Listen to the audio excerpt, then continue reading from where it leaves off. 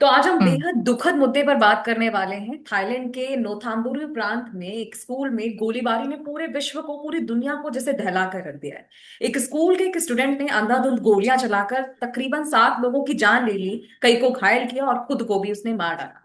तो ये जो पूरी घटना है एक प्रकार से एक सवाल उठाती है कि आखिर एक मासूम छात्र हत्यारा कैसे हो सकता है, कातिल कैसे बन जाता है। क्या वजह है? क्या मासूम छात्र अकेलापन का शिकार था, डिप्रेशन था, बुलिंग थी, या कुछ और? या समय रहते इन रेड फ्लैग्स को पहचाना जा सकता था? तमाम सवालों पर चर्चा करने के लिए हमारे साथ एक खास मेहमान मौजूद हैं। हमारे साथ देश की जाने मानी मनोवैज्ञानिक और criminal psychology expert Anuja Trehan Kapoor ji मौजूद हैं। मैम, आपका बहुत बहुत स्वागत है। आपसे आज इन्हीं तमाम मुद्दों पर मैं बात करने वाली हूँ। मैम, ये बताइए कि जब हम सबसे पहले सुनते हैं कि एक स्कूल का स्टूडेंट, एक 15-16 साल का स्कूली बच्चा अपने ही दोस्तों पर, अपने ही टीचर्स पर गोलियां चला देता है, तो हम सबका जैसे दिमाग सन्न रह जाता है। तो एक बच्चे के दिमाग में ऐसा क्या घट रहा होता है कि वो इतना बड़ा कदम उठा लेता है? नमस्कार सान्या। और वाकई में ये बहुत ही दुखद घटना है।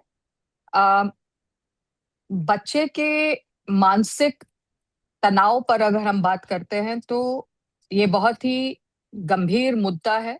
और इसे देखना इस तरीके से चाहिए कि ऐसा उसके जीवन में क्या घटा हम्म। कि जिसने उसे मजबूर किया। जो गन उसके ग्रैंडफादर्स, मतलब कि उसके वो दादा दादी भी हो सकता है, नाना नानी भी हो सकता है। जी। तो किनके पास जो, और वो भी लाइसेंस्ड गन। हम्म। इसका मतलब पहले तो ये है कि गन वहां पर मिल रही है आसानी से। बिल्कुल। तो जो गन का जो ये कल्चर जो हम अमेरिका से देखते आ रहे हैं हम्म। और थाईलैंड में भी हम देख रहे हैं, हम्म। वो गन का कल्चर जो है। और पहले एक जो ओल्ड पेरेंट्स हैं, उन्होंने गन को अपने पास रखा क्यों हुआ था? बिल्कुल।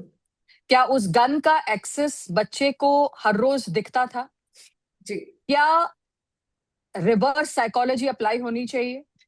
ये पता लगाना चाहिए कि बच्चे के जीवन में क्या ग्रैंड पेरेंट्स का कोई ऐसा रोल था, क्योंकि एस्केलेशन घर से चालू हुआ है।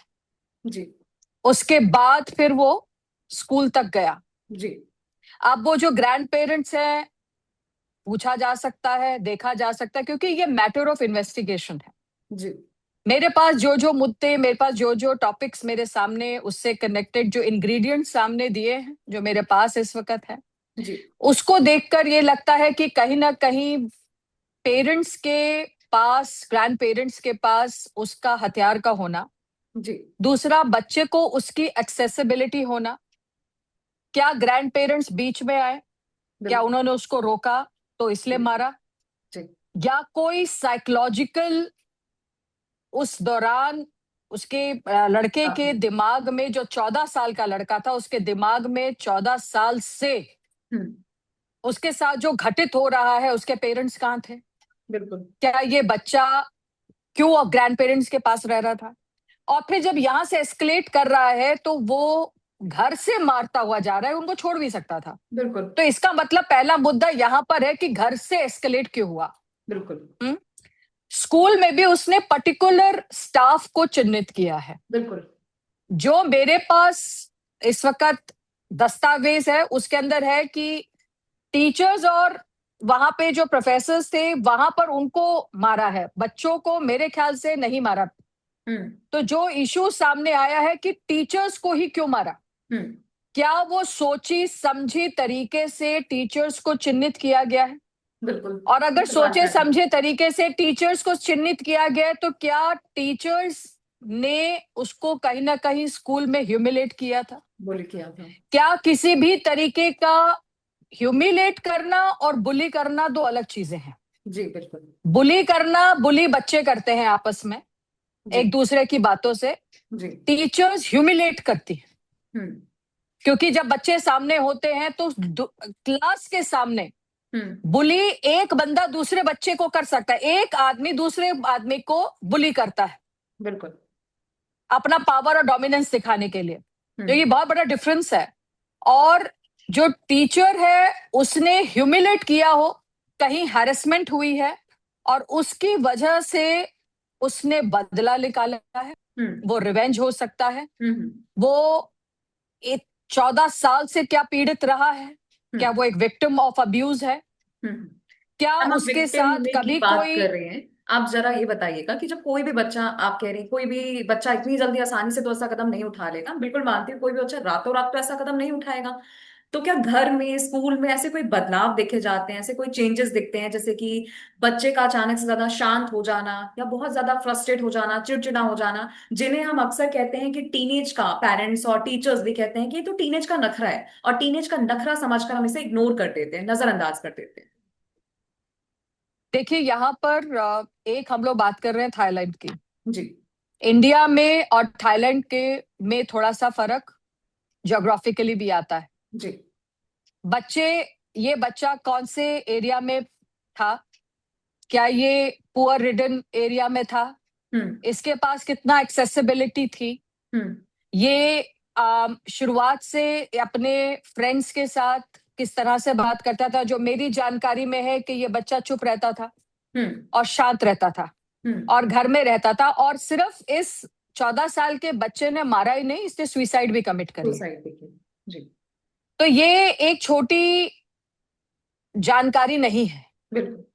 इसका मोटिव अभी भी पुलिस ढूंढ रही है। आप और मैं जब तक बात करते हैं इस दौरान पुलिस पुलिस भी मसले की मोटिव्स जांच ढूंढ कर रही है, जो रिसेंटली मेरे पास इसके इस तरफ से दस्तावेज हैं। जी। और इसको एक अगर आप देखें तो ये एक इंटेंशनल तरीके से, प्री हम्म। मेडिटेड तरीके से ये हम्म। मर्डर किया गया है, हम्म। मास वायलेंस किया गया है। हम्म। और जब मास वायलेंस आता है तो उसके अंदर एजिटेशन लेवल बहुत हाई हो जाता है। हम्म।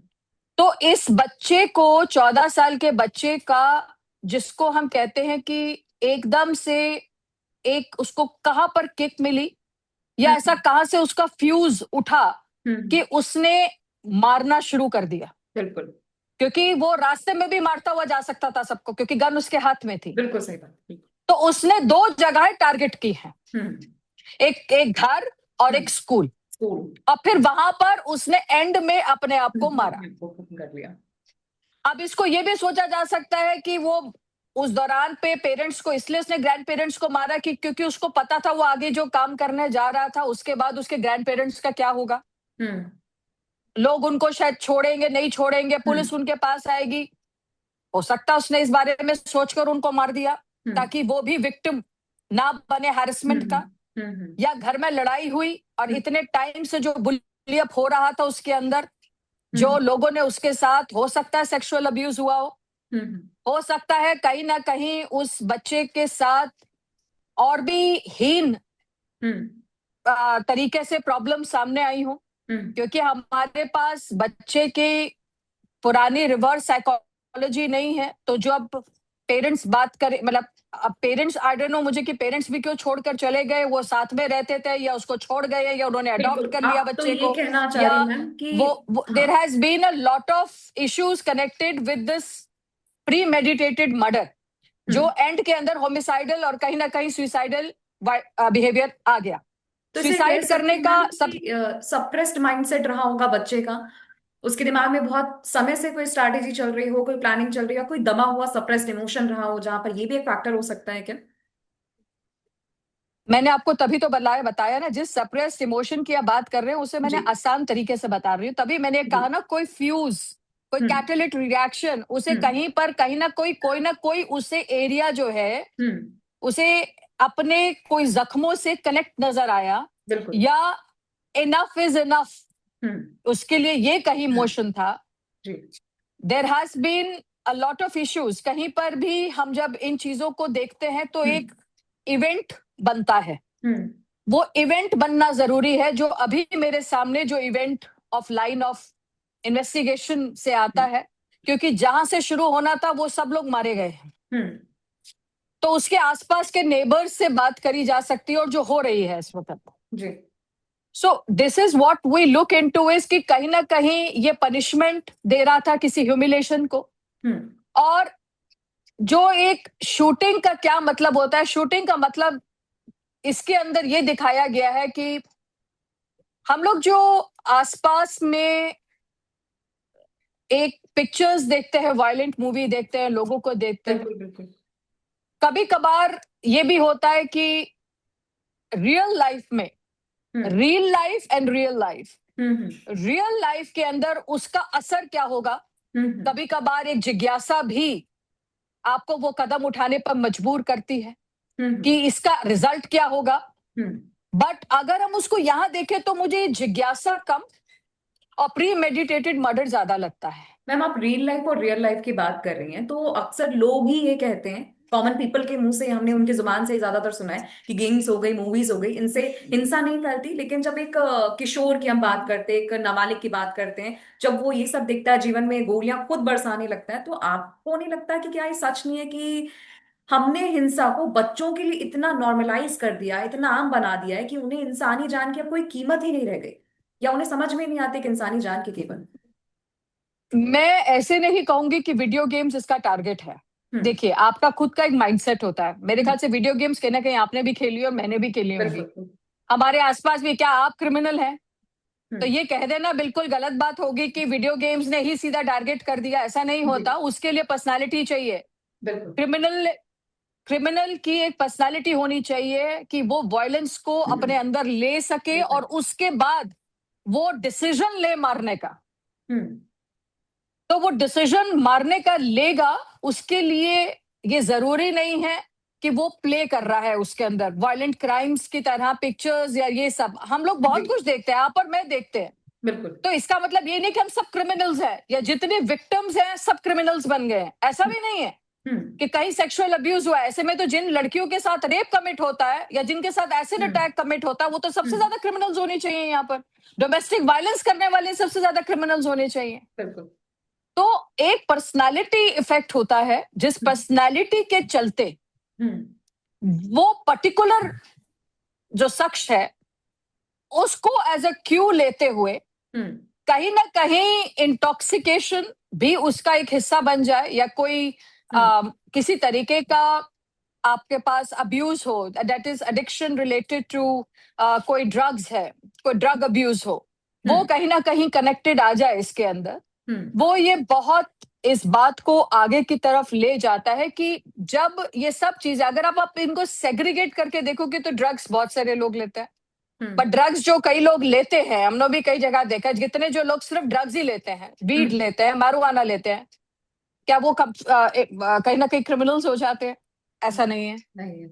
आप इनको अगर अलग अलग हिस्से में पॉन देखते हैं तो जितने पॉन्स पॉन्स तो चलती हैं, हम्म और क्या पॉन सारे देखते हैं तो क्या कहीं ना कहीं ये जितने लोग भी देखते हैं सब क्रिमिनल्स होते हैं? सब सब कहीं ना कहीं रेप करने के लिए चले जाते हैं।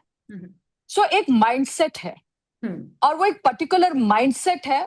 वो हम्म माइंडसेट कहीं इस तरीके से ट्रिगर कर गया, हम्म और वो ट्रिगर उनका, जैसे आपने कहा सप्रेस्ड हम्म इमोशन, वो सप्रेस्ड जो इमोशन आपने जिसको कहा, वो सप्रेस्ड हम्म इमोशन क्या था और हम्म, वो कितने टाइम पीरियड तक वो सप्रेस्ड इमोशन रहा, बिल्कुल, ये कि वो मायने रखता है। सैडनेस से कहीं ना कहीं डिप्रेशन के साथ, और ये एंड तक पहुंचा दिया कि मेरे लिए सिर्फ एक ही रास्ता है, वो है हाँ, मारना। मारना और मर जाना। और where I will show the people hmm around that I have the guts hmm to give the other person the answer। हम्म, एक आंसर दूंगा, क्योंकि गन का मतलब है डोमिनेंस। बिल्कुल। Gun means power. पावर। जिसके पास गन होता है वो पावरफुल हो जाता है, हम्म और जब वो पावरफुल हो जाता है हम्म तब वो 14 साल के उस नाबालिग के, माइनर का प्री फ्रंटल कॉर्टेक्स नहीं बना होता है, हम्म और ना बनने की वजह से जो 22-23 साल में जाकर बनता है। हम्म तो ये जो अर्जेस हैं, इसको समझाने के लिए, काउंटर करने के लिए, एनर्जीज को रोकने के लिए, एमिगडालिया, जहाँ पे हमारा एक ब्रेन और होता है जो नीचे की तरफ रहता है, जो जी। एमिगडालिया जो जो है, वो अगर कहीं ना कहीं हम्म सो लो और सप्रेस्ड काम कर रहा है, तो एक बिहेवियरल पैटर्न, एक hmm psychological pattern, pattern. And there is a biological pattern.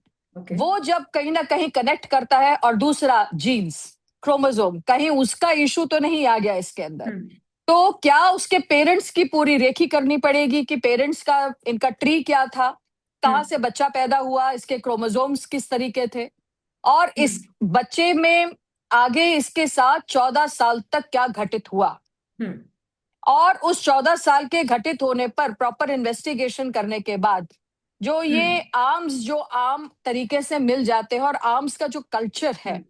Arms and ammunition का जो कल्चर है, वो जी। कितने ही बच्चों को, क्योंकि कोई चीज जो आपके हाथों में नजर आ जाएगी तो आप पावरफुल हो जाएंगे। बिल्कुल और जब आप शक्तिशाली। पावरफुल हो जाएंगे तो आपको इस बात के बारे में ये नहीं पता चलेगा कि ये कहाँ जाकर इसका एंड होगा। एंड कहाँ होगा, there is also right. A possibility कि लड़के ने एकदम से तो नहीं चलाया होगा, बिल्कुल। उसने इसकी प्रैक्टिस भी करी होगी कभी।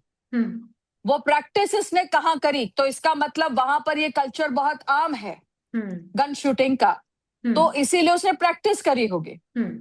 आप कितना भी वीडियो गेम्स खेल लीजिए, हम्म। पर एक आदमी को सीधा मारना, हम्म। वो एक एक एक बार एकदम हाथ कांपते हैं, बिकॉज आप उसका जो रिवर्स होता है, गन का जो रिवर्स उसका जो मोमेंटम आता है, आप उसको झेल नहीं पाते। हम्म। आपका आपका निशाना सही तरीके से बैठेगा ये भी आपको नहीं पता है। बिल्कुल। तो इसीलिए क्या उसने इस चीज की भी तालीम हासिल करी कहीं पर? हम्म। कौन उसने हेल्प करा ये गन को चलाना? क्या उसने उसके हम्म। ग्रैंड पेरेंट्स ने कभी सिखाया? जी। तो ये क्या एक आम कल्चर था उनके घर में? मैम, जब सो हम देर आर बच्चे की बात वेरियस। कर रहे हैं जिसने क्राइम किया, तो हम उनकी भी बात कर लेते जिनके साथ हुआ।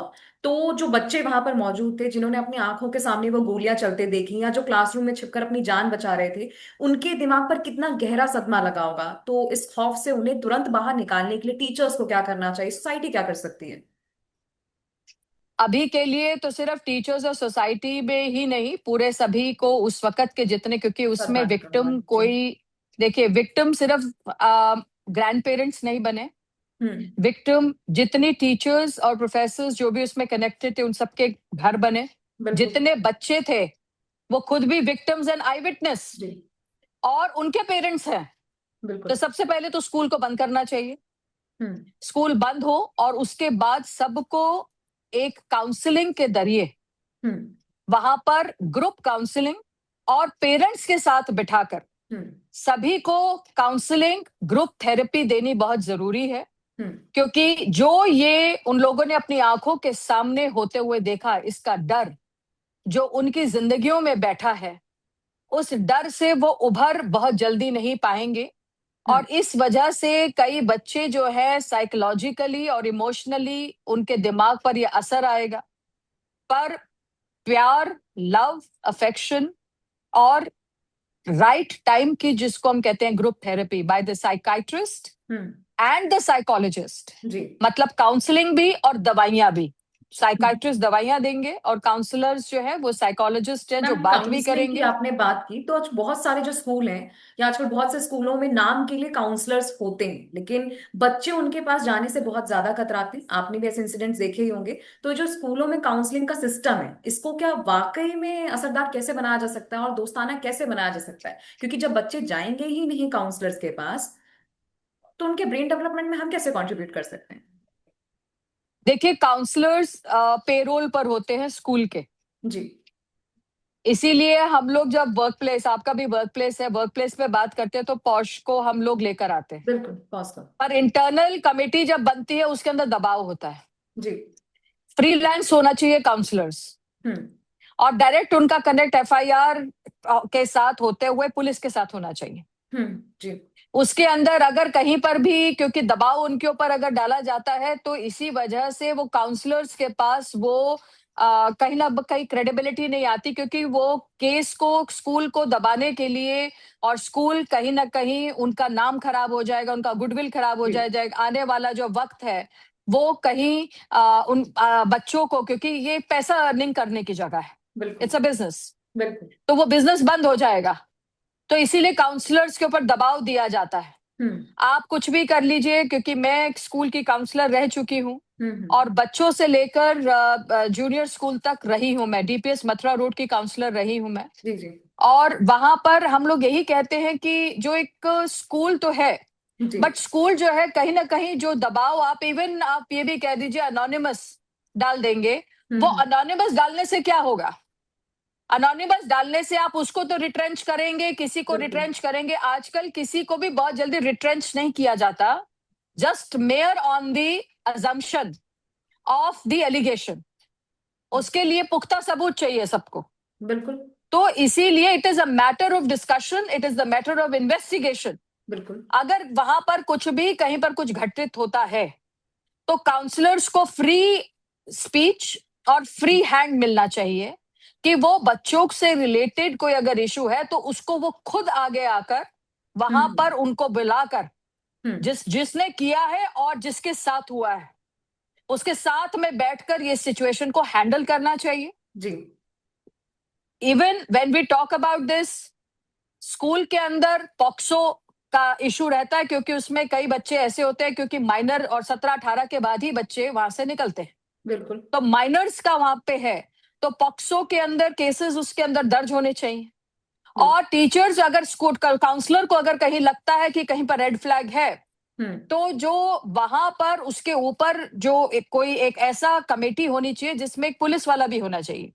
जी। आप एक हेडमिस्ट्रेस को रखिए, एक प्रिंसिपल को रखिए और एक पुलिस वाले को भी रखिए, ताकि क्लीन चिट सही सामने से चीजें आए। जी। दूसरा, पुलिस वाले से कनेक्टेड होते, आज का वक्त ऐसा है, अवेयरनेस है, कई चीजें हैं जो हम लोग बहुत ज्यादा की जगहों पे छुपा देते हैं, जी। तो उसके लिए ईमेल्स हैं डायरेक्ट ऊपर तक करनी चाहिए, जी। ट्रस्ट को करना चाहिए कि चीजें इस तरीके से चल रही हैं, रेड फ्लैग्स चल रहे हैं और स्कूल में बच्चों के साथ ये घटित हो रहा है। जी। इवन आसपास में भी जो स्कूलों में चीजों के होती है, दो बच्चे आपस में कुछ कर रहे हैं या कोई बातचीत, तो इसे उसे शन आउट नहीं करना चाहिए, फॉरेन ग्रुप थेरेपी देनी चाहिए। जी। उनको उनको कहीं ना कहीं cognitive behaviour that is connected with positive thinking उसको साथ में जी। लाना चाहिए, विच मैम, इज वेरी आपने इंपॉर्टेंट। बताया कि आप स्कूल में काउंसलर भी रह चुकी हैं, तो क्या ऐसी कोई हाइपोथेटिकल सिचुएशन आती है कि अगर कोई स्टूडेंट है, वो अपने काउंसलर के पास जाता है और अपने काउंसलर को बताता है कि उसे बहुत गुस्सा आ रहा है, उसे बहुत फ्रस्ट्रेशन हो रही है, वो किसी को मारना चाहता है, वो किसी को हार्म करना चाहता है, तो क्या कभी ऐसा होता है कि काउंसलर सीक्रेट रखने के चक्कर में पुलिस या पेरेंट्स को नहीं बताएगा? तो क्या ऐसे हादसे के बाद उस काउंसलर को जिम्मेदार मान सकते हैं, अगर ऐसी कोई हाइपोथेटिकल सिचुएशन होती है? देखिए, ऐसा है हाइपोथेटिकल सिचुएशन, एक पहले तो कोई भी बड़ा हिम्मत चाहिए किसी को ये बात बताने की। बिल्कुल। बिल्कुल। बच्चे आते नहीं सामने, मुझे बिल्कुल। नहीं लगता कि आप और मैं भी बताएंगे किसी को। बिल्कुल। देयर इज अ सिचुएशन कि एकदम से कोई आपके सामने आकर आपको कुछ, और आप में बड़ी हिम्मत चाहिए आपको बताने के लिए, जी। खास करके बच्चा उसको दबाव में चुप रहेगा, तो टीचर्स को ये एक ऐसी चीज है कि काउंसलर टीचर्स को पहले काउंसल करें जी। कि वो रेड फ्लैग्स को देखें, तभी तो काउंसलर के पास भेजेंगे। बिल्कुल। तो वो रेड फ्लैग्स क्या हो तो सकते हैं? काउंसलर्स, रेड फ्लैग्स बच्चों के साथ यही है कि अगर सपोज कि घर में भी कहीं अब्यूज हुआ है जी। तो बच्चा स्कूल के अंदर जब आएगा तो सहमा डरा सा बैठेगा, जी। और वहां पर लोगों बच्चों के साथ जो पहले से वो हंसता बोलता, देखिए अगर आप बच्चे के साथ उसका पहला बिहेवियर नहीं जानते, इसलिए पेरेंट टीचर मीटिंग और रैप हम्म। इनका जरूरी होता है, एक दूसरे के साथ कनेक्ट बिल्कुल। करना। और आपस में जब आप बात करते हैं तो ये देखना बहुत जरूरी है कि बच्चा पहले आपके साथ कैसे बात कर रहा था। हम्म। टीचर शुड बी, मुझे मालूम है बहुत डिफिकल्ट है, पर इसीलिए टीचर की जॉब भी है। हम्म। 40 स्टूडेंट्स साथ में होते हैं या 20 स्टूडेंट्स होते हैं, आजकल के टाइम पर उस तरीके से बच्चों को सेग्रीगेट करना चाहिए। जी। और आपस में बच्चों के साथ 10 के ग्रुप में, फिर ऐसे 5 या 10 के ग्रुप में बैठकर टीचर के हर एक के साथ हर रोज में या वीकली बैठकर बात करनी चाहिए। और उससे आपको रेड फ्लैग्स कहीं ना कहीं नजर, जो बिहेवियर है वो सहमा डरा इरिटेटेड, और हम्म। क्या नाम है, बच्चा रो रहा है, या बच्चा बार बार जैसे अब यहाँ पर आएगा बुली कर रहा है, हम्म। या जो बच्चा पहले बुली नहीं करता था वो बुली हम्म। कर रहा है, आपका जो प्यार है, आपका हम्म। गले लगाना, आपके कंपैशन को बच्चा अफेक्शन। महसूस नहीं कर पा रहा, उससे डर रहा है, हम्म। आपके टच करने पर डर रहा है। हम्म। बहुत चीजें ऐसी हैं, good touch and bad touch के बारे में बताना चाहिए स्कूलों के अंदर। जी। दूसरा, बच्चों को ये भी बताना चाहिए कि कहीं पर भी अगर कोई आपको, इवन यहाँ पर या घर से बाहर या स्कूल हम्म। से बाहर और स्कूल से लेकर घर तक का जो हम्म। रास्ता होता है, हम्म। एज अ लॉयर ऑल्सो, आप जब तक बच्चा घर नहीं पहुंच जाए स्कूल की जिम्मेवारी होती है, हम्म। और जब तक बच्चा स्कूल ना पहुंच जाए पेरेंट्स की जिम्मेवारी होती है। जी। तो ये एक चीजों को समझ में आना, और पेरेंट टीचर मीटिंग में इस तरह के काउंसलर्स, पुलिस वालों को जी। और लॉयर्स को बुलाकर ये बातें साझा करनी चाहिए, हम्म। और बताना चाहिए कि बच्चों के यहाँ पर किस तरीके से क्या साइड इफेक्ट्स हो सकते हैं, क्या बुलिंग हो रही है, क्या चीजें हैं। पहले तो लोगों को ये विक्टिम शब्द ही समझ में नहीं आता कि उनका बच्चा विक्टिम है। बिल्कुल सही तो बात है। ये चीजें पेरेंट्स के साथ, तो इसीलिए जो कमेटी बनाई जाए वो committee hmm. Time to time बात हो आपस में। कमेटी के ऊपर भी जो पुलिस वाला है उसका भी बार बार तबादला हो या वहां से हटाया जाए दूसरा पुलिस वाला, क्योंकि कब जी। कौन कहाँ किसके अंडर प्रेशर में काम करे। तो this needs to be a very close net situation. जी। आसपास सबको एक साथ मिलकर काम करने की जरूरत है, सोसाइटी को, पुलिस को, जहाँ पे, और स्टेट और लॉ को। तो मैम ये सब आपके चीजें साथ पास में कोई, होनी बहुत जी जरूरी जी, है। मैम चूंकि आप साइकोलॉजी एक्सपर्ट भी हैं, तो आपके पास ऐसी कोई केस स्टडी जिसने आपको भी चौंका दिया हो, जिसमें बच्चे का बिहेवियर भी काफी ज्यादा कंसर्निंग लगा और एबनॉर्मल भी साथ में? बच्चे का बिहेवियर देखिए, जितनी बार मैं वो बहुत छोटे बच्चों के साथ भी रही हूँ, नर्सरी से, क्योंकि हम्म। Nursery hmm. Till junior standard. Hmm. तो जूनियर में आप समझ लीजिए कि बच्चा 7 8वीं तक उस टाइम पर होता है, उसके बाद वो जूनियर से फिर सीनियर और देन हायर सेकेंडरी। तो हम्म। आप ये समझ लीजिए 5 6 साल के बच्चों तक हम लोग रहते हैं। हम्म। तो नर्सरी के बच्चों से कई बार सिर्फ यही नहीं बात करी है मैंने, हम्म। मैंने एमसीडी के स्कूलों में भी बात करी है, प्राइवेट स्कूलों में भी, पब्लिक स्कूलों में। कहीं ना कहीं घर से जो अब्यूज आया है वो बच्चों को बहुत परेशान किया है। हम्म। डोमेस्टिक वायलेंस का केसेस सामने रहते हैं, पेरेंट्स एक दूसरे के ऊपर हाथापाई कर रहे हैं या कुछ रहा है, और उसमें बच्चे को भी देखा है, बच्चे ने देखा है कहीं ना कहीं। और साथ में उन्होंने अगर टूटते हुए घर को देखा है, और हम्म। अगर बच्चे के साथ कभी किसी ने किसी बच्चे ने कोई इंक्विजिटिवनेस के अंदर, देर आर टाइम्स मेरे पास ऐसा भी रहा है कि बॉय और गर्ल ने कभी कोविड स्कूल्स के अंदर ये तक कहा है कि I want to see what is there inside your hmm. Skirt and और in this and that and they, क्योंकि बच्चे एक दूसरे को ब्लेम। और मुझे ऐसा लगता है कि जो चीजें बच्चों के सामने नहीं होनी चाहिए, कभी कभार वो पेरेंट्स बच्चों के सामने भी करते हैं। बिल्कुल। तो एक बहुत बहुत सिचुएशन ऐसी, कभी कभार ऐसी पिक्चर्स देख रहे होते हैं, हम्म। आपकी भाषा कैसी है। हम्म। तो केसेस सामने जब आते हैं तो ये वेरिएंट और डिफरेंट केसेस होते हैं। कभी ग्रैंड पेरेंट्स छुपा रहे हैं, दबा रहे हैं, जबकि माँ बाप कह रहे हैं ये गलत है। हम्म। तो वो कहेंगे कि मेरे ऊपर कोई बैठा है तो मैं उनके पास जाके बोल दूंगा अगर आप मेरी बात नहीं सुन रहे हो। बिल्कुल बिल्कुल। सो देर आर टाइम्स मैंने सेक्सुअल हैरेसमेंट देखा है, डोमेस्टिक वायलेंस देखा है, और कहीं ना कहीं बच्चों के साथ उस लेवल तक अब्यूज देखा है कि कई बारी मुझे लगा है कि it is much more, not only the school, क्योंकि फिर वो स्कूल को भी ब्लेम करते हैं कई पेरेंट्स आके जी कि आपने नहीं देखा, आपने नहीं बताया। जी। सबसे बड़ा स्कूल घर का घर होता है, और अगर हम्म। आप अपने घर में संभाल नहीं पा रहे हैं बच्चा, और आप कहते हैं स्कूल, स्कूल तो सिर्फ पॉलिश करेगा। जी शुरुआत घर से है। जी।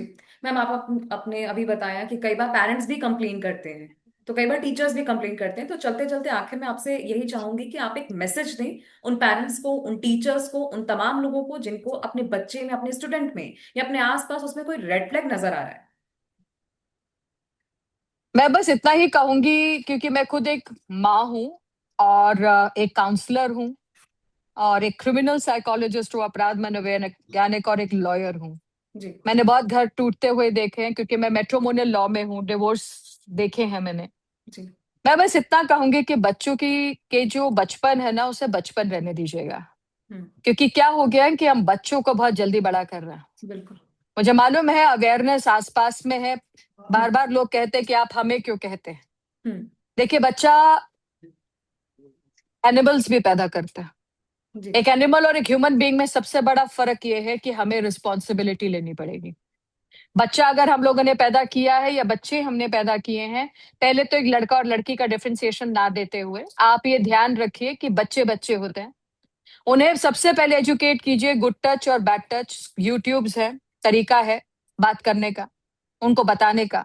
उसके बाद जब वो कहें आपसे बात तो उनको मानिए, ये मत कहिए वो झूठ बोल रहा है, बिल्कुल। क्योंकि और आपका घर तबाह हो जाएगा, या मेरा डिवोर्स हो जाएगा, या मेरी मेरे मेरे दोस्त से खराब हो जाएगा, ऐसा नहीं। आपको बता रही थी कि अगर बच्चों से कनेक्टेड वो सिचुएशन सामने है, तो मैं यही कहना चाह रही थी पेरेंट्स से, ग्रैंड पेरेंट्स से। हम लोग स्कूलों में अब ग्रैंड पेरेंट्स डे भी मनाते हैं जी। कि हमारा इंडियन कल्चर है, और हम not only Indian culture, we are also talking about, आप लोगों ने अभी थाईलैंड का केस देख रहे हैं, so hmm. What we are looking into is आप क्लोज निट होइए। न्यूक्लियर फैमिलीज होने की वजह से ग्रैंड पेरेंट्स साथ नहीं रह पाते हैं, और अगर होते हैं तो हम उन्हें कहीं बात नहीं करने देते हैं बच्चों से। वैल्यू सिस्टम खत्म हो रही है, और बिल्कुल। वैल्यू सिस्टम खत्म हो रही है, और इंडिपेंडेंस को आगे, इनकी खुद की जो पेरेंट्स की इंडिपेंडेंस है वो अपनी बचाने के चक्कर में बच्चों की बलि दे रहे हैं। और ये उसी का नतीजा है कि आज बच्चे जब बड़े होते हैं तो आपको कुछ नहीं मानते, क्योंकि वो वक्त में जब बच्चों की आपको जरूरत थी तब आप उनके लिए खड़े नहीं हुए, हम्म। और आज वो बच्चे आपके लिए खड़े नहीं होंगे। मैं ये नहीं कहती हूँ कि सारे पेरेंट्स गलत हैं, मुझसे भी गलतियां हो सकती हैं, और हम लोग गलतियां करते हैं, बट गलतियों को समझना और उसके बाद बच्चों हम्म। के साथ आगे की तरफ जाना, हम्म। और थेरेपी लेना या बात करना, और उसको घर के अंदर एक एक चीज को हर रोज पूछना, एक टेबल पर बैठकर, खाने की टेबल पर, कि आज क्या हुआ, और हम्म। सब अपने अपने एक्सपीरियंसेस खुलकर बताएं कि हम्म। ऐसा हुआ, और उसके अंदर बच्चों को भी एनकरेज किया जाए कि आप हम्म। अपने स्कूलों में जो चीज हो रही है, या हम्म। आसपास में कहीं कोई काम हुआ है, घर से बाहर जो कुछ भी हो, या घर में भी हम्म। आप जिनके साथ भी हैं, कोई हम्म। मेड्स हैं या कोई भी है, या हम्म। स्कूल में टैक्सी वाला है या कोई भी है, या स्कूल के अंदर जो मेड्स, दूसरी मेड्स आती हैं, हम्म। तो घर से हेल्पर्स से लेकर स्कूल के हेल्पर्स तक, हम्म। रास्ते में जो कुछ होता है या पार्क में या इधर उधर, हम्म। बच्चे आपके दोस्त बनने चाहिए। आप हम्म। बच्चों के दुश्मन ना बने, क्योंकि हम्म। दुश्मन बहुत है बच्चों के, माँ बाप उनके सिर्फ एक। तो बिल्कुल। इसीलिए be a parents and be close to your children. Hmm. Anuja ma'am, आपका बहुत बहुत शुक्रिया इतने गंभीर मुद्दे जी। पर, इतने गहन और सेंसिटिव मुद्दे पर इतनी आसानी से हमारे सारे सवालों के जवाब देने के लिए आपका बहुत बहुत शुक्रिया मैम। खबरों की स्वतंत्र आवाज सुनने और देखने के लिए सब्सक्राइब कीजिए TFM यानी द फ्रीलांस मीडिया।